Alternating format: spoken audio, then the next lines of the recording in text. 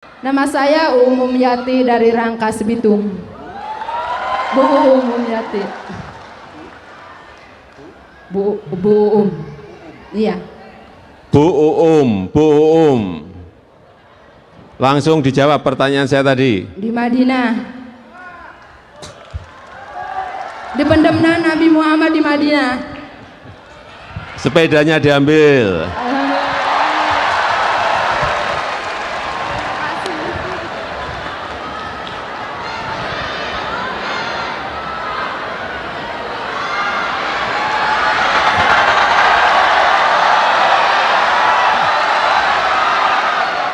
Assalamualaikum warahmatullahi wabarakatuh.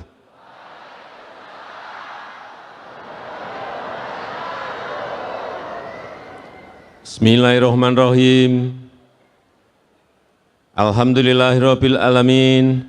Wassalatu wassalamu ala asrofil anbiya'i wal mursalin sayyidina wa habibina wa syafi'ina wa maulana Muhammadin wa alihi wa sahbihi ajmain, amma ba'du. Yang saya hormati Dewan Majelis Pembina Samawi, Bapak Kyai Haji Abdul Hadi Nur, Ketua Umum Samawi, Ustadz Gus Muhammad Nahdi, Sekjen Samawi, Ustadz Nisar Ahmad Saputra, yang saya hormati yang mulia, para ulama, para kiai, para habaib, para buya, para gus, tuan guru, Bapak Ibu dan saudara-saudara sekalian hadirin dan hadirat yang saya hormati. Tadi Gus Sekjen dan Gus Ketua penyampaiannya berapi-api. To the point, langsung ke masalah. Ini yang saya senang dengan Samawi.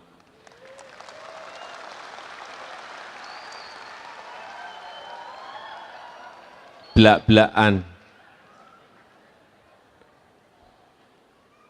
Pertama-tama saya ingin menyampaikan ucapan terima kasih kepada para ulama yang telah membina, membimbing umat, membimbing kita semuanya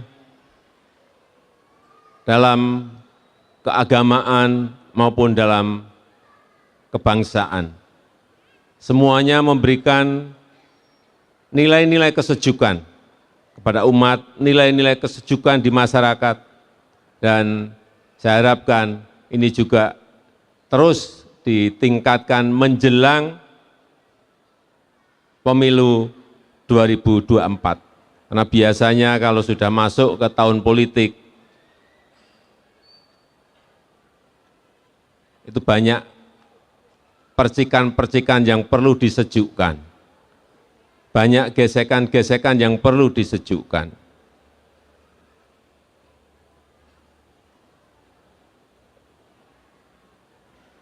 Bapak Ibu sekalian, saudara-saudara sekalian, seluruh jajaran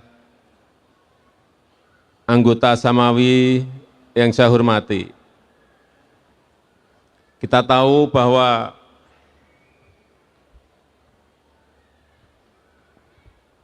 baru saja kita bisa keluar dari yang namanya COVID-19. Semua negara mengalami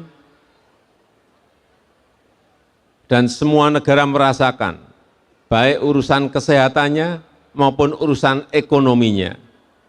Dan banyak yang belum bisa keluar, kesehatannya bisa selesai, tapi ekonominya tidak bisa menyelesaikan.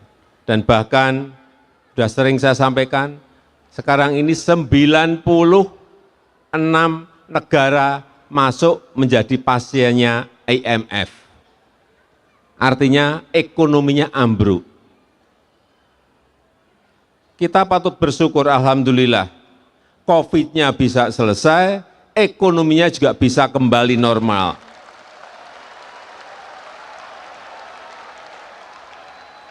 Dan kita dinyatakan oleh lembaga-lembaga internasional masuk dalam 1 di antara 5 terbaik dalam penanganan COVID, kesehatan maupun ekonominya.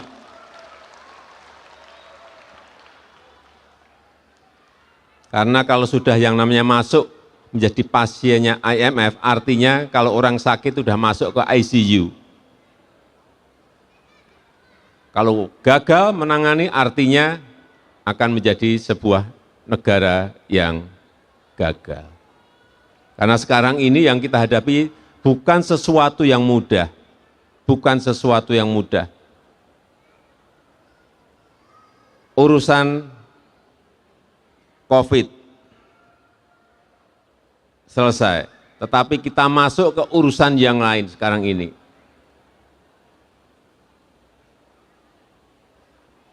Ada perang, ada perubahan iklim, ada krisis pangan. Itu sesuatu yang semua negara merasakan semuanya. Perang, kelihatannya perangnya ada di Ukraina dengan Rusia. Sangat jauh sekali dengan kita. Tetapi hati-hati, perang di sana itu menyebabkan semua negara sekarang ini harga pangannya naik. Utamanya yang makan bahan bakunya gandum.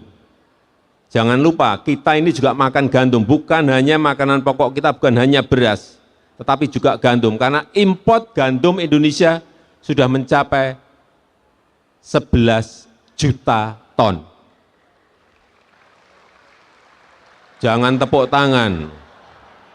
Import 11 juta ton kita itu.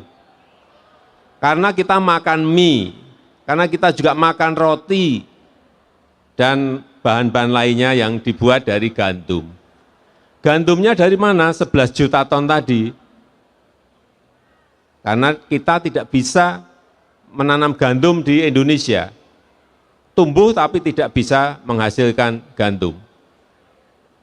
11 juta ton dari mana? 30% itu berasal dari Rusia dan berasal dari Ukraina. Sehingga masalah. Yang kedua yang berkaitan dengan beras, ini problem. Karena negara-negara penghasil beras sekarang ini terjadi perubahan iklim, kemaraunya panjang, panasnya panjang, produksinya, panennya menjadi menyusut. Termasuk di Indonesia juga sedikit menyusut. Akhirnya apa? Yang biasanya mengekspor beras, menghentikan ekspornya, tidak mengekspor beras, dipakai untuk rakyatnya sendiri. Baru saja India stop ekspor beras. Akhirnya apa? Harga beras di seluruh negara, seluruh dunia menjadi naik. Karena juga setelah India diiringi oleh negara-negara lain ikut-ikutan stop. Ini kita harus hati-hati. Hati-hati mengenai ini. Dan problem urusan pangan bukan hanya urusan produksi, tetapi juga urusan pupuk. Kita bisa memproduksi pupuk sendiri.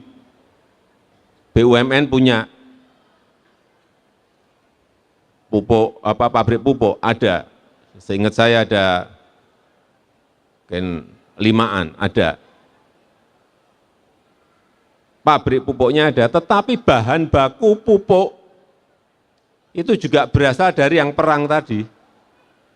Sehingga tidak bisa terkirim ke Indonesia. Akhirnya apa?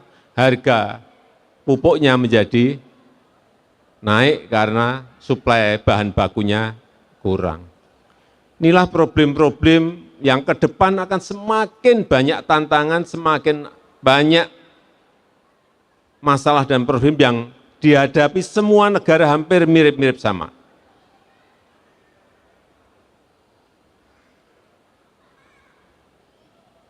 Tetapi saya meyakini dengan persatuan kita, dengan kerukunan yang kita miliki,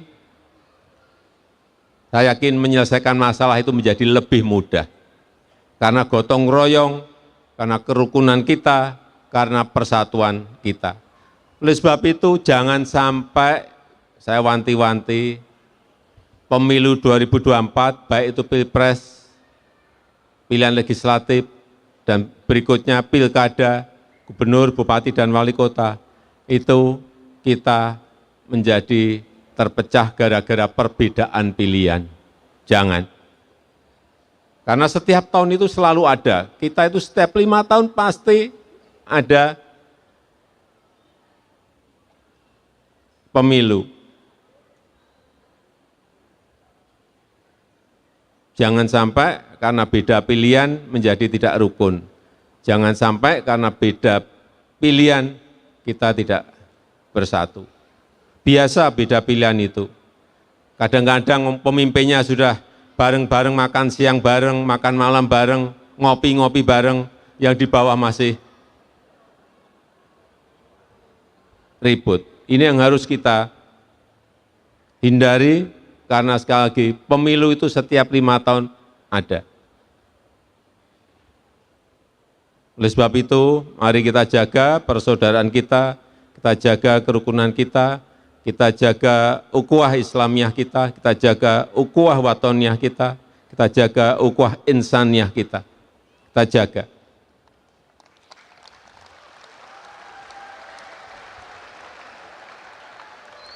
Beda pilihan itu biasa, beda pilihan itu wajar, dan enggak apa-apa.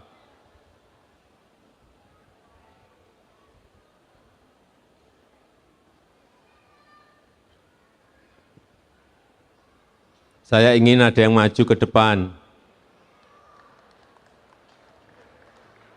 Silahkan tunjuk jari. Sebentar, ini ada pertanyaan. Silahkan tunjuk jari kalau bisa menjawab.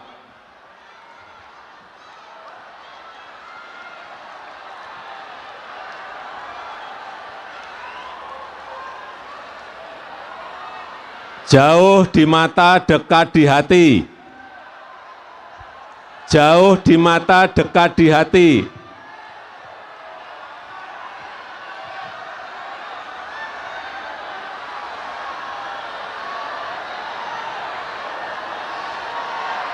Ya, silakan. Yang ibu-ibu, mbak-mbak, jauh di mata, dekat di hati.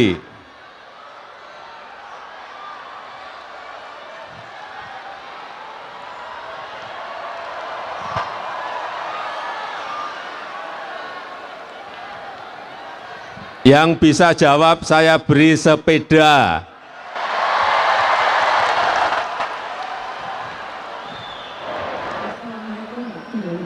Salam. Silakan Bu, dikenalkan. Ngadep sana, dikenalkan. Agak sini Bu. Ya, dikenalkan nama. Nama saya Bu Hening Hastuti. Bu? Hening Hastuti. Bu Hening, Bu Hening. Dari tetangganya Pak Jokowi, Sragen. Sragen. Langsung jawab Bu Hening. J. Jauh di mata, dekat di hati. Jawabannya simpel, Pak Jokowi jawabannya. Matur suwun. Ya, menurut Ibu mungkin benar, tapi menurut saya salah. Silahkan kembali.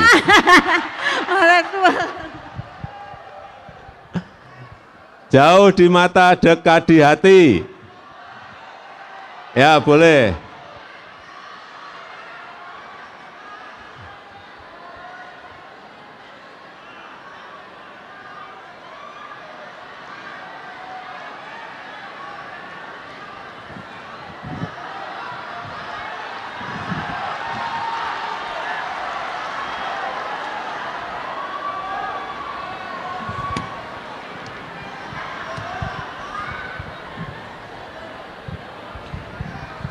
Nama? Nama Imam Nur Ajid, Pak. Imam, Pak. Imam. Ya. Mas Imam. Jauh di mata, dekat di hati. Menurut pengetahuan saya terkait dengan politik, Pak. Enggak ada urusan dengan politik. Jauh di mata, dekat di hati. Tadi udah tunjuk-tunjuk ini sampai sini. Jauh di mata, dekat di hati itu seperti yang orang-orang tidak kita tidak kita bayangkan akan, tapi akhirnya dekat gitu Pak. Jawabannya hanya satu kata, silakan kembali.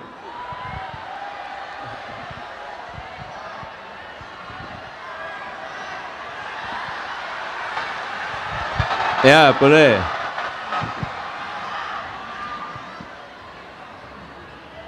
Jawabannya mudah, cari mikirnya terlalu tinggi banget tadi, nggak ketemu.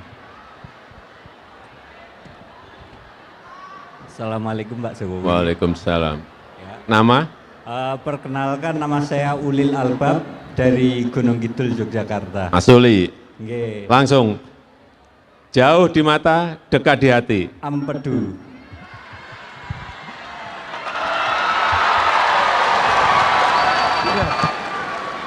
Sepeda. Jauh dari mata, dekat di hati, ya, paling dekat ya empedu, bener. Sepeda Pak Jokowi. Ya. Nah, terima kasih. Ya, langsung sepedanya diambil.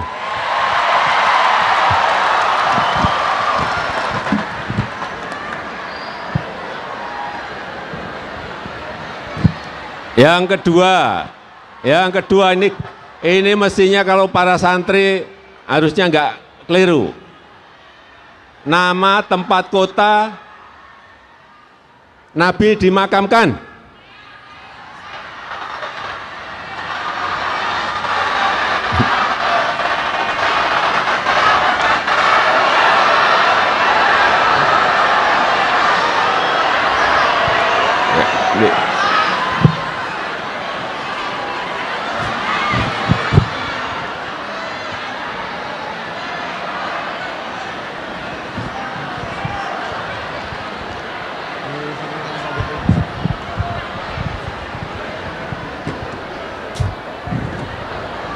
Nama Bu?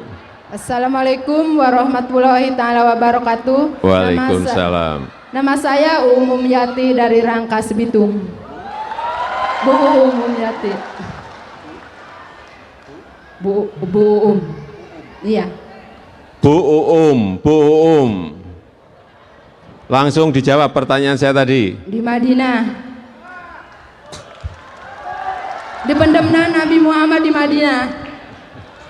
Sepedanya diambil.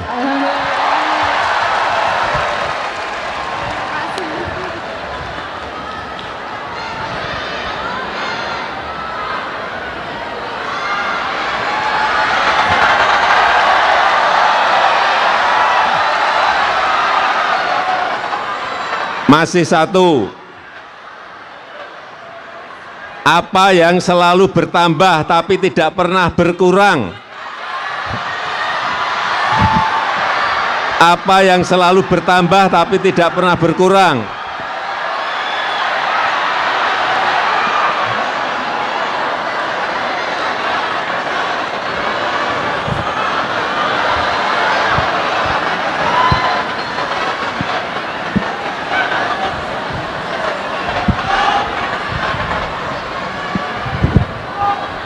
Silakan.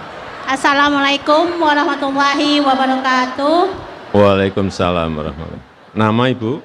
Nama saya Ides Maliani dari Jambi. Halo Jambi. Bu? Ibu Ides Maliani. Ides. Ya. Bu Ides. Ya. Bu Ides. Apa yang selalu bertambah tapi tidak pernah berkurang? Umur Bapak. Alhamdulillah, makasih ya Allah. Silakan diambil sepedanya.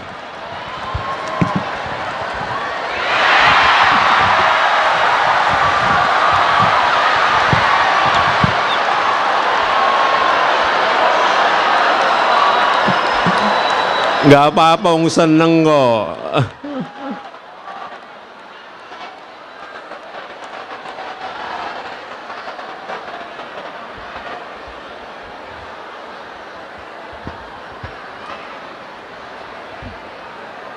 Bapak Ibu sekalian yang saya hormati,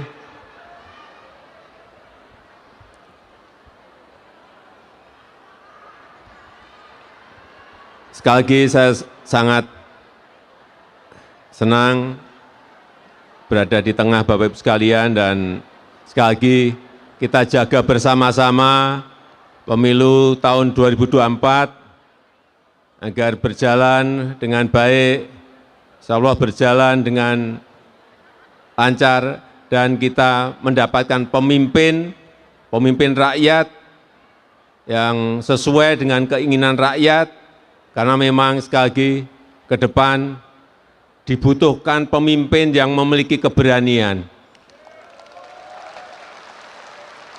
Dibutuhkan pemimpin yang bernyali, memiliki nyali yang tinggi.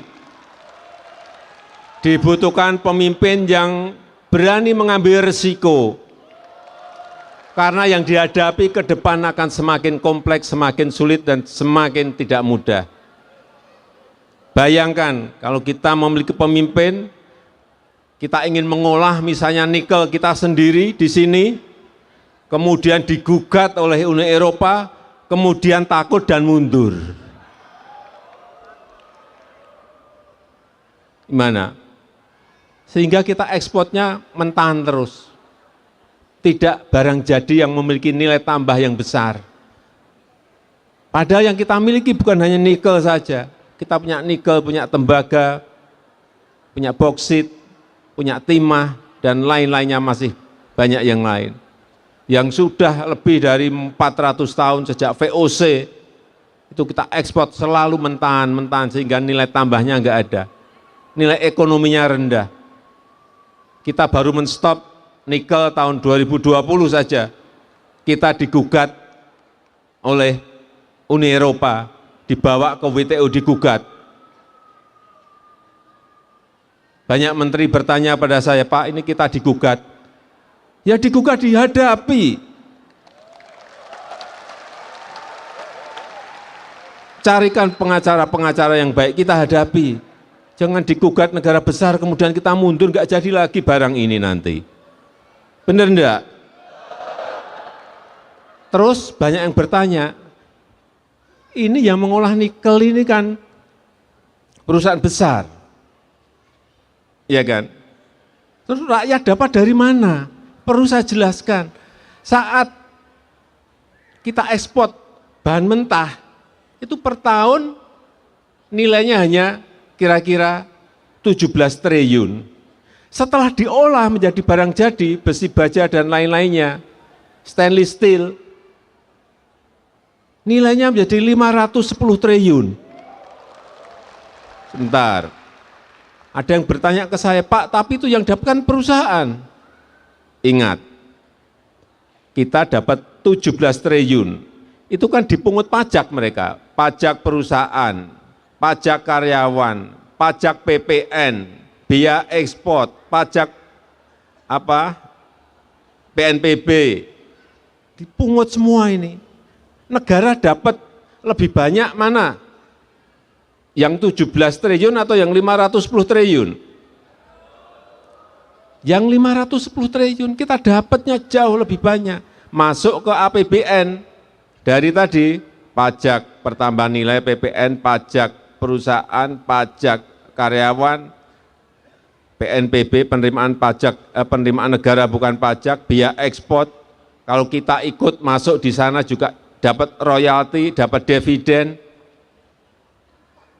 terus dikumpulin masuk APBN, itu yang dipakai untuk bantuan sosial, bantuan pangan beras, dana desa, dari situ. Supaya kita tahu semuanya, jadi kalau semua nanti bisa diolah di negara kita, kita dapat yang namanya kesempatan kerja, rakyat kita akan mendapatkan kesempatan kerja yang semakin luas. Karena saya berikan contoh, satu smelter, pabrik industri smelter, bisa yang bekerja di situ 70.000, itu kalau satu. Kalau ada 10, 700.000 bisa bekerja di situ.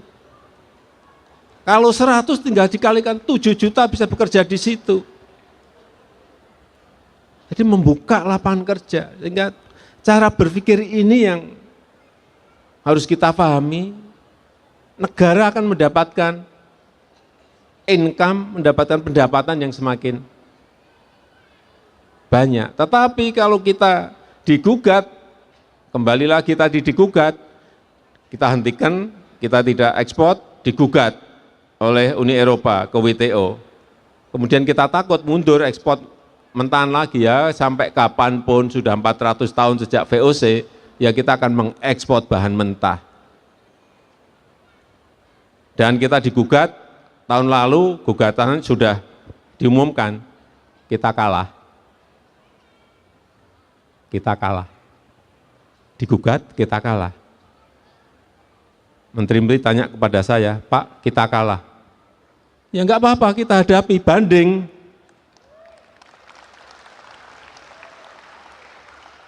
Nanti kalau kalah lagi, udah enggak ada upaya yang lebih tinggi lagi, enggak apa-apa, industrinya udah jadi. Karena perkiraan saya 3 tahun lagi industri-industri ini sudah jadi semua. Dan disitulah arah kita menuju kepada negara maju.